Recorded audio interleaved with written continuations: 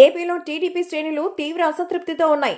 Nominated పోస్టుల భర్తీకి సంబంధించి ప్రకటనలో తీవ్ర జాప్యం జరుగుతోంది. ఇప్పటి వరకు సంబంధించినటువంటి ఈ 2 జాబితాలను ప్రకటించారు. మూడో జాబితా ప్రకటనలో ఎడతెగని జాప్యం జరుగుతూ వస్తోంది. మళ్ళీ ఎమ్మెల్సీ పదవులు ఇతరత్రా కారణాలు చూపుతూ నామినేటెడ్ పోస్టులని ప్రకటించలేదు. ఇటీవల మే చివరి వారంలో ప్రకటిస్తామో అంటూ చెప్పుకొచ్చారు. కానీ ఇంతవరకు కార్యాచరణ ప్రారంభం కాలేదు.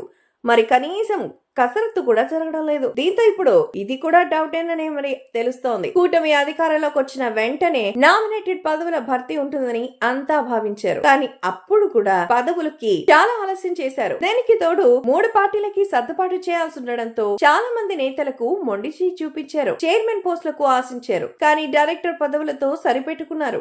మరికొందరు ఎమ్మెల్సీతో పాటు రాజ్యసభ పదవులపై ఆశలు పెట్టుకున్నారు. అటువంటి వారికి కార్పొరేషన్ చైర్మన్ పదవులు దక్కాయి. అయితే టీడీపీలో పెద్దల నేతలతో ఎమ్మెల్సీలతో పాటు రాజ్యసభ స్థానాలు వంటివి దక్కాయి. మరికొందరికి భవిష్యత్తులో ఇస్తామని హామీలు వచ్చాయి.